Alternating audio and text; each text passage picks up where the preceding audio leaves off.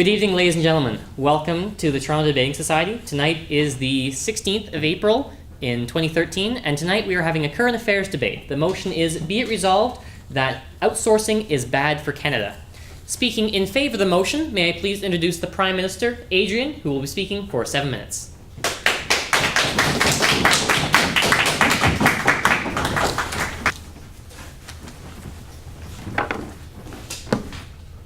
Ladies and gentlemen of the House, Mr. Speaker, the resolution before us today. Be it resolved that outsourcing is bad for Canada.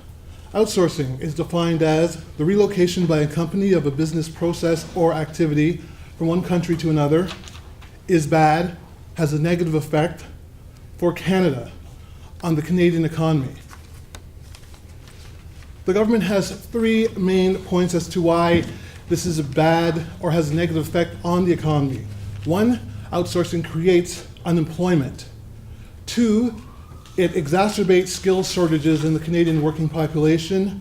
And three, it hastens middle class inequality or the wage disparity.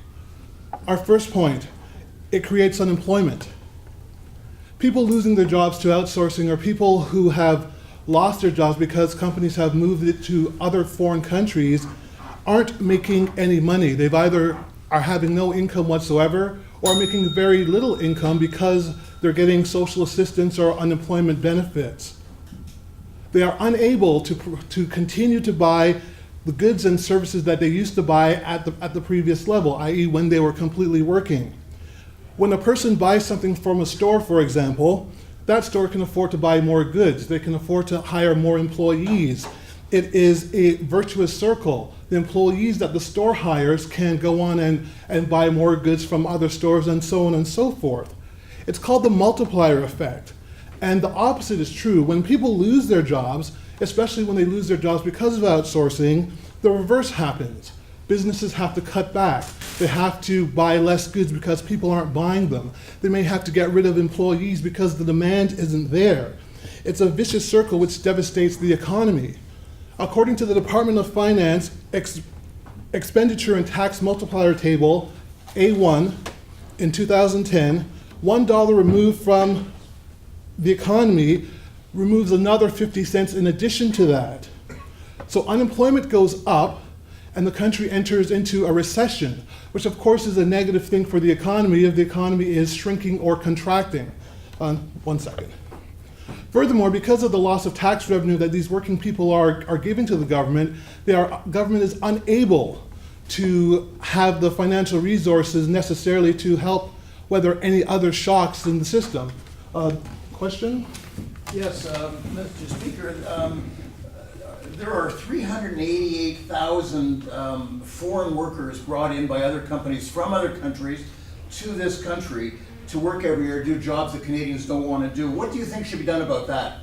That's actually not the point. We're talking about companies exporting jobs to other countries, not companies who are hiring here. Our second point, exacerbate skill shortages. Companies also outsource because Canadians don't have the skills to do the job.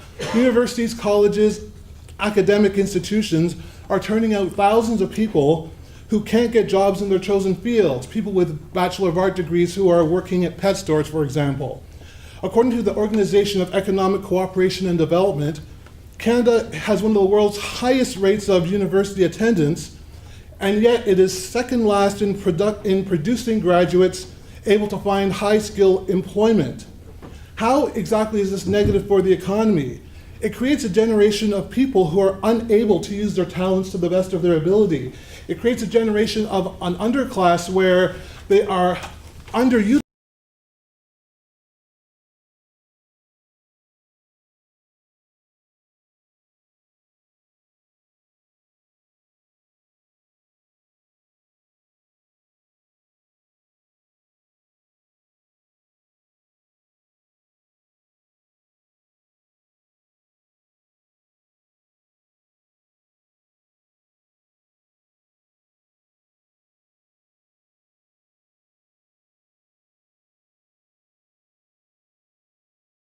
The income equality, or it shrinks the middle class. And in order for the House to understand the government's argument, you have to know what kind of jobs are being outsourced.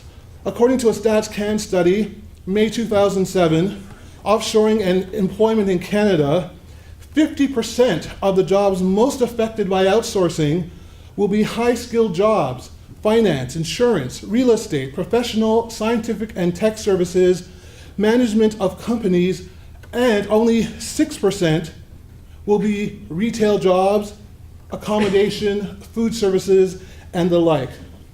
Out of those jobs which are more likely to be outsourced, 46% of them will be high-skilled, and 35% of them will have university degrees.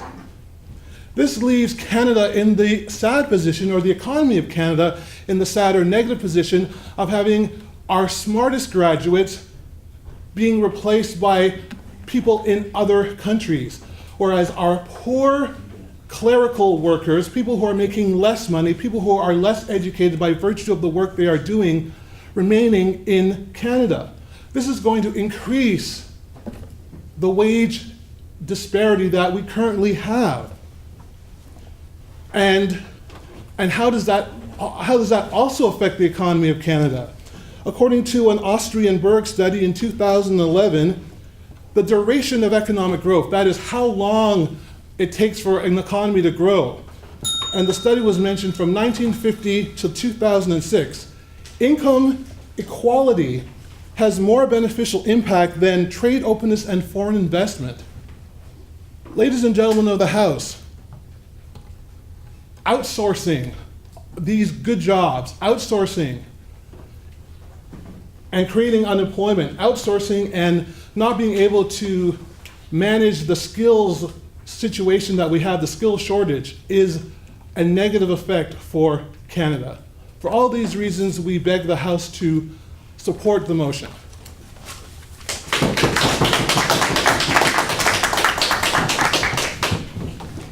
Thank you, Mr. Prime Minister.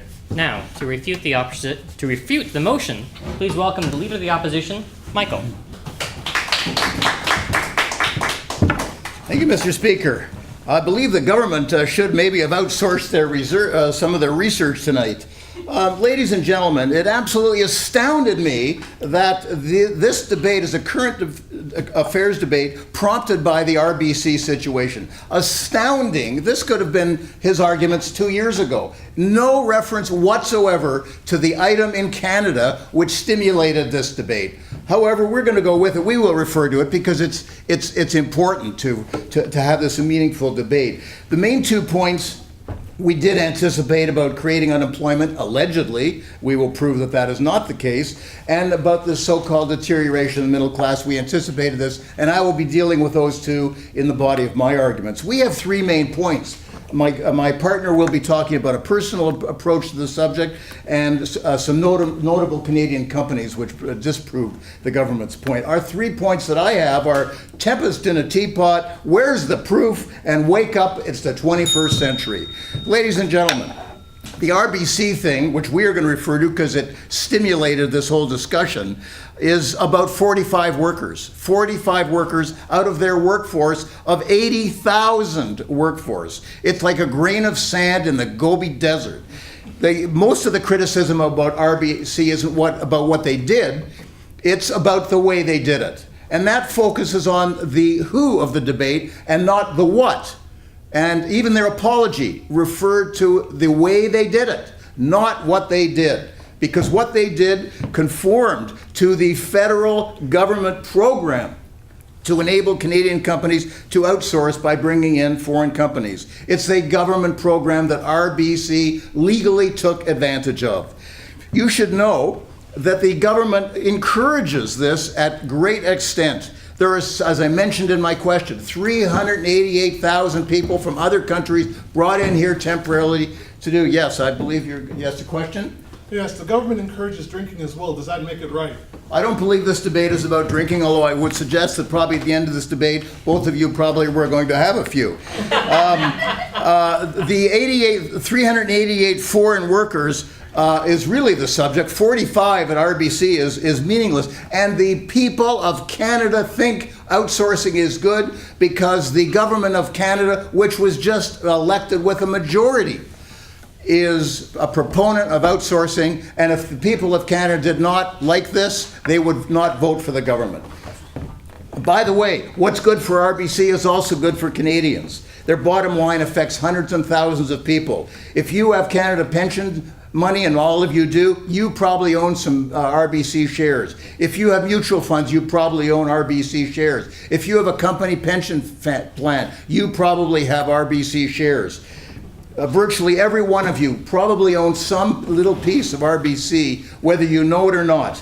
Canada's banks are the envy of the world. Their profitability, stability, and management is probably the main reason why we didn't have an economic meltdown like the rest of the world. Yes?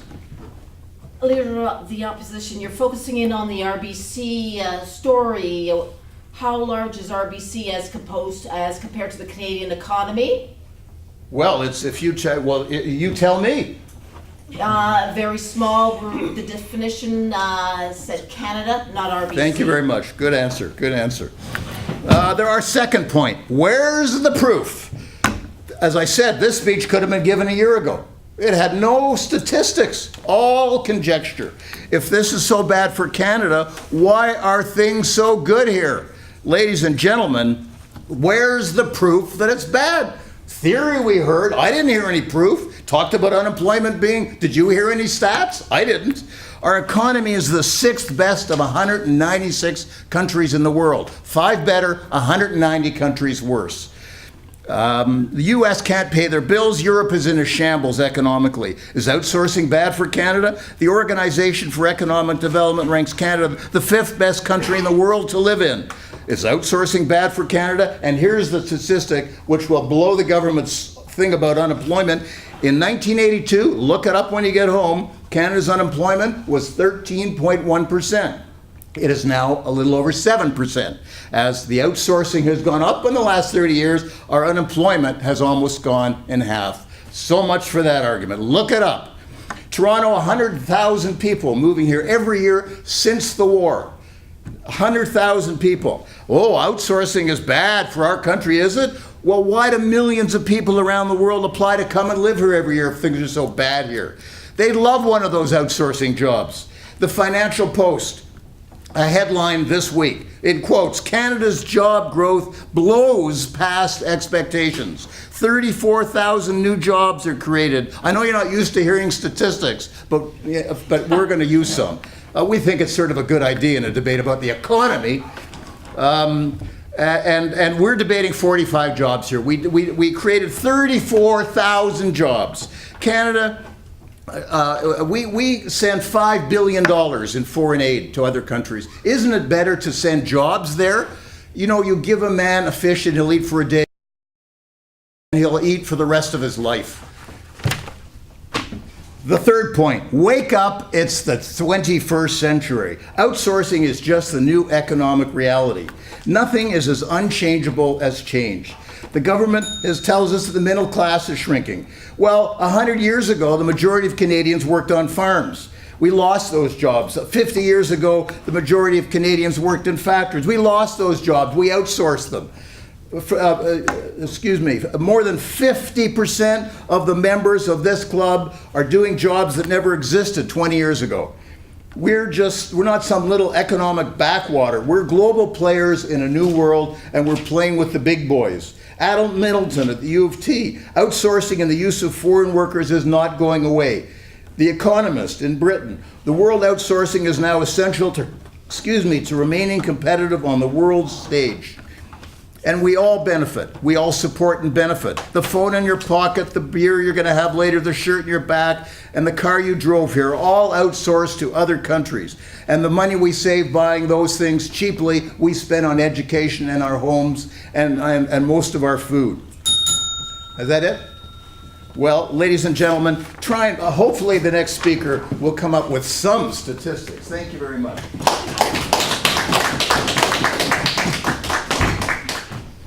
Thank you, Michael. I'd like to take a moment to remind the speakers that points of information should be succinct, so please keep them brief, and there's no follow-up. So after your one question, that's it, and disallowed in the first or final minute. To support the government's arguments, please welcome the second speaker from the government, Astrida.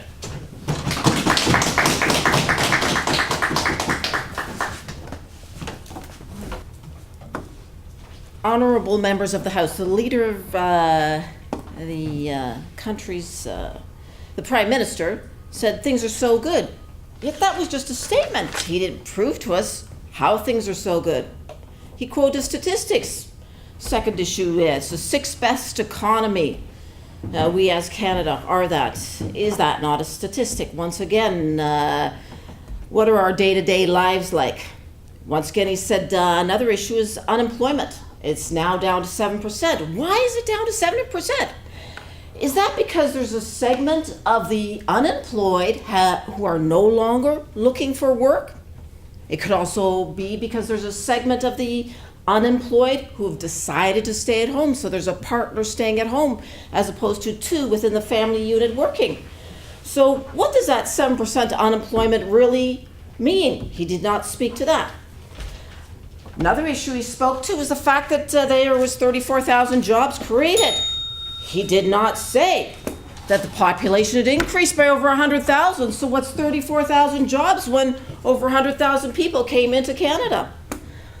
Last point, he said, yes. Do you think Canada would be better off operating in an economic isolation and growing our own oranges and building kettles that would cost $200 each?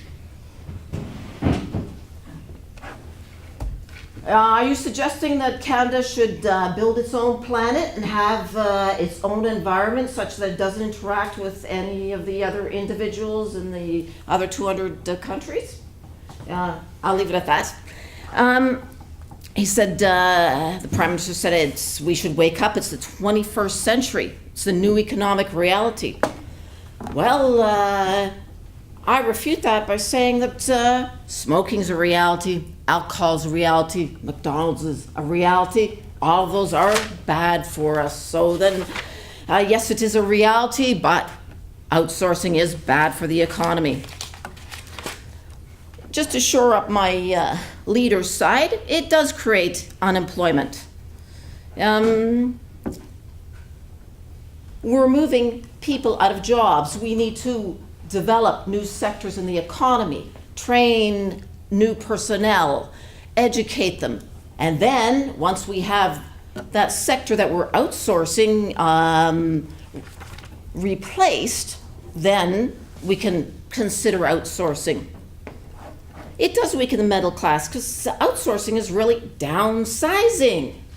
They're synonymous. Yes.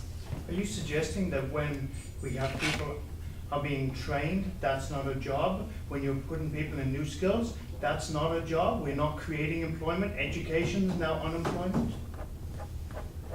The educated can be unemployed, that's correct. A number of people going through university get degrees and do not find jobs. That was just recently in the Toronto Star, the fact that we have a very technical unemployed class.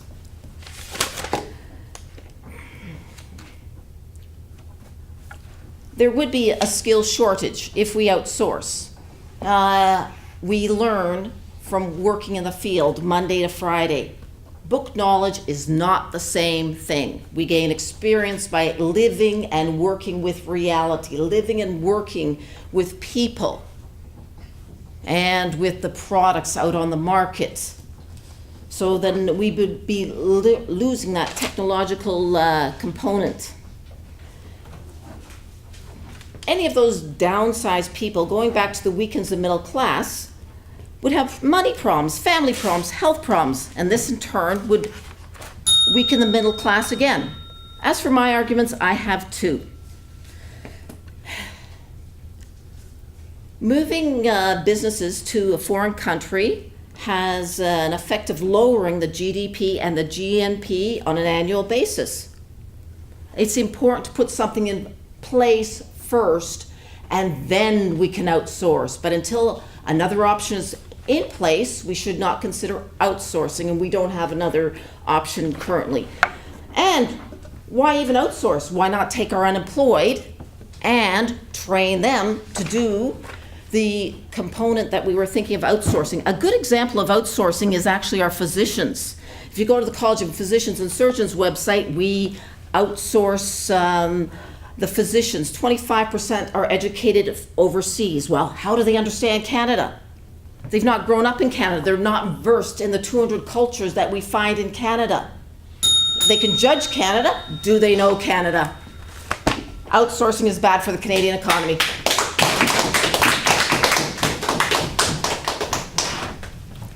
Thank you, Astrida. I'd like to remind the speakers again that the question should be succinct. For example, if you're reading it as one sentence, no hyphens or semicolons would be in that sentence. That being said, yeah, no hyphens or semicolons. Thank you. Now, for the opposition, please welcome the second speaker for the opposition, Louis.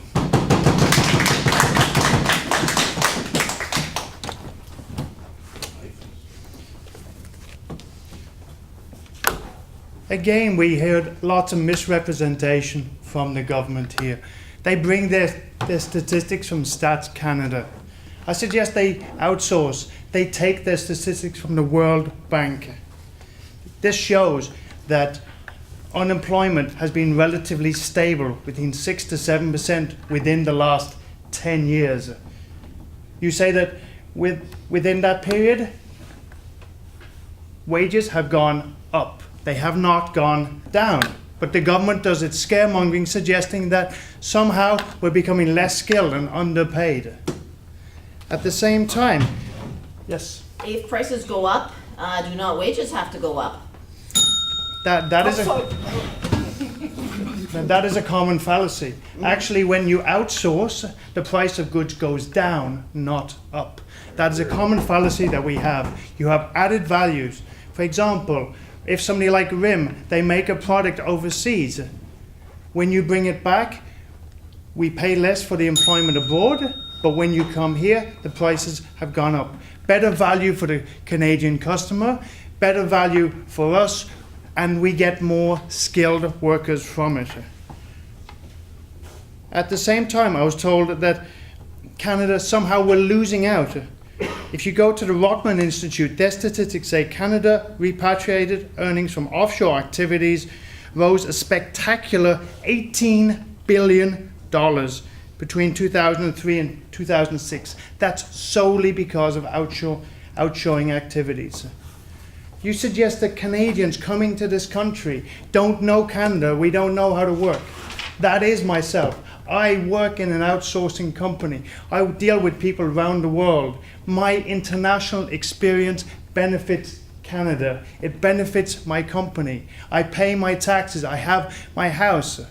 You suggest that we live in an insular bubble and that somehow we should not learn from the other countries in the world. We're better than everybody else. This is another fallacy that the government is suggesting. When I outsource to other countries, I bear that experience. When I deal with my counterparts in the UK, when I deal with them in Portugal, I have experience from their countries. I know where they're coming from. Canada benefits from my experience. That is why we have so many people coming here. We have the skilled workers program because we have skilled workers. We have skilled jobs. But yet the government would suggest, no, we don't need that. The government also suggested that jobs are actually outsourced as the high-paying jobs. The reality is, and I go back to the University of Toronto, who did a 4-day seminar on this. They had 16 different conference papers, and at that, they actually said it is a fallacy that the best-paying jobs are left. Normally, it is the jobs such as IT, the non-direct earnings that are outsourced. Research and development stays here. Yes. How does your international experience help Canada? A brain helps Canada. I come with a PhD, I provide jobs, and my company grows year on year. That is how we help Canada. That is how Canada learns from that experience. We've got companies like Bombardier. What happens with Bombardier? They outsource their activities to Australia. 50% of jobs in Australia, 50% of jobs in Canada. That is what I call a win-win for both sides. That contract was worth $303 billion. That benefited because the manufacturing facilities were here. Don't make our country into the North Korea of North America. become part of the global economy.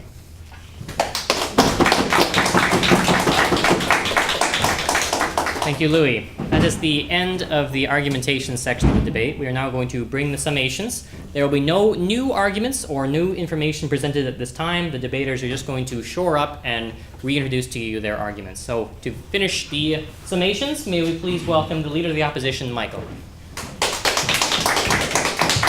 Thank you, Mr. Speaker. Ladies and gentlemen, the government's job is to prove their point tonight. Our job is to prove to you that they have failed, and I don't think that, I'm sure you've made that conclusion yourself and could have done that yourself, but I'll just help you along. The government says that outsourcing is bad for the economy. Did they give example of one company even? One company? One stat? Do you hear any stats about how it's bad? Did they compare our country, which outsources, to other countries which don't outsource and tell us that, well, we're not doing as well as they are? No, they didn't. Why didn't they? Because they can't. Because they're all countries outsource. That's why they didn't. Ladies and gentlemen, they also alleged, and I use the word alleged, that it creates unemployment. Well, as you well know, there were no statistics whatsoever to back up that assertion. And I gave a statistic about 1982 when there wasn't as many outsourced jobs. The unemployment went from 13% then to 7% now. It's traditionally been an average of 7% right from day one in this country. We're right about average now. It was like that most historically. It goes up and down, but that's about average despite outsourcing. We're doing about as good now as we've always done. And that's pretty darn good. Canada's economy, as I mentioned, is one of the strongest economies in the world. How can this be bad if this is one of the strongest economies? Why do people all over the world invest in Canada? And you know that that's the case. Ladies and gentlemen, this was tonight the government, it was sort of like a speech to a community college, a sleepy community college class. There had no bearing to the current events which stimulated this debate, no bearing whatsoever. There was all assertions, virtually no proof whatsoever. We'd like to nail it, and we were looking for things to refute, but there were just mild statements. Ladies and gentlemen, this debate about today, and there's no proof that this outsourcing is bad for Canada. Excuse me, I'm all choked up. Thank you, Michael. Now for the final speaker, please welcome the Prime Minister, Adrian.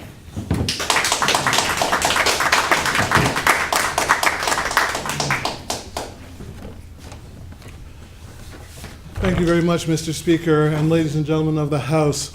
Despite the paid advertising by RBC for the opposition's portion of the debate, I think to use their example for this one moment, 45 people working for RBC were going to lose their jobs because of outsourcing. 45 people. Agreed. Maybe not a lot for a company who made $7.2 billion. But the fact of the matter is that 45 people, 45 hardworking people in the middle class who live in Canada, pay taxes in Canada, consume our services and are good members of the Canadian community, we're going to lose their jobs because of outsourcing. And this happens all the time, Mr. Speaker. It happens all the time, ladies and gentlemen of the House. And it does cause damage. It does impact real lives. It does impact the skills that our graduates have. It does impact the size of our middle class. It does cause unemployment. And the government would like to think that it has the compassion enough to care about 45 people or about any person who is thrown out of work because someone thought it would be a good idea for someone else over there somewhere to do their job. 45 people. Could be me, could be you, could be your neighbor. But it's happening all the time. it does negatively affect Canada's economy. It does negatively affect the middle class. It does affect our standard of living. It does affect our unemployment. And for all of these reasons, we beg the House should support the motion.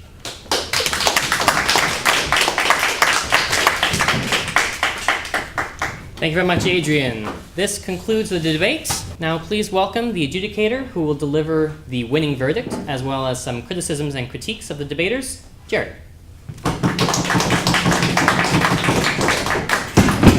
Thank you, Mr. Speaker. Thank you. My first remarks are basically to everybody. When I first saw the topic for tonight, I looked at it, thought about it, and I said this topic is one that the government should be well on their way, just with all the sentiment against outsourcing that seems to be prominent. That as it may, it's still a very difficult topic to deal with. The Prime Minister came in and gave us 3 good, sound arguments. Creates unemployment, creates a skills shortage across Canada, and creates a middle-class disparity. That being said, he gave some proof, some background for that, but as the opposition pointed out many times, very little in the way of statistical backup for that. The Leader of the Opposition, Michael, then came forward and gave his 3 points. Talked about the tempest in the teapot, which was the RBC angle. He then brought up, for the first of many times, where is the proof? Where are the statistics to back up the government's statements? His 3rd point was about the 21st century. Get with it. Outsourcing is done by everybody. If Canada wants to be in the lead in the world, in the economy of the world, then outsourcing is the way to go. And he came up with many references. One of the better ones, I thought, was his reference to 13% in 1982, I believe, compared to 7% unemployment now. And if that is a product of outsourcing, or if that is something that Canada's done while outsourcing, then it seems to work. Astrida came up next, and she explained 2 things. She took that 7% that Michael was talking about, and she said that's explained by people just giving up, people walking away, people going home and saying there's no jobs out there. Good explanation. She also said 34,000 jobs. Yeah, but 100,000 people came into the country. So that's a good refutation of that argument. But then, twice, I think, Astrida shot herself in the foot. She said, this, but then we'll outsource. Twice she said, then we'll outsource.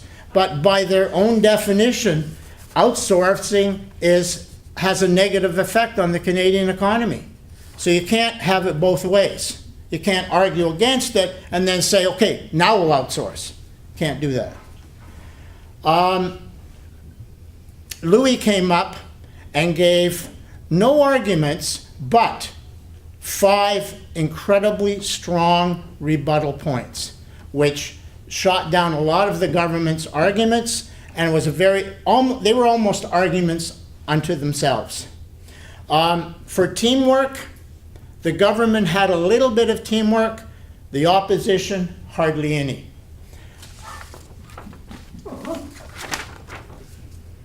That's what I saw. Okay, points of information was interesting. Points of information, Louis got some points taken off because he was too long. He was about 15 or 20 seconds in his question or answer, whatever it was. Astrida then sort of balanced it off by jumping in before the 1-minute bell and trying to put a question to the speaker. So they sort of balanced out, so points of information came out even. Bottom line here was the opposition secured the victory. The points, according to myself and my partner, 72 to 50 was the final outcome.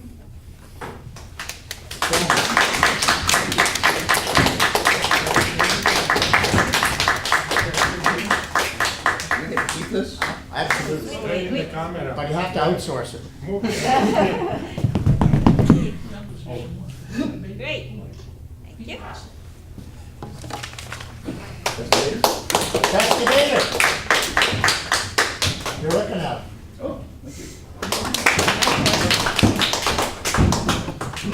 Thank you, Gerry. So for those of you on the video, just to be clear, the winner of the best debater was Michael, as by Gerry. Thank you, Gerry.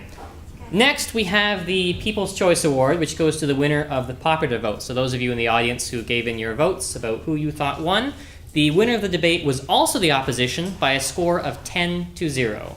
So may I please welcome the Prime Minister and Seconder again to receive the People's Choice Award. Oh, the Leader of the Opposition. Thank you.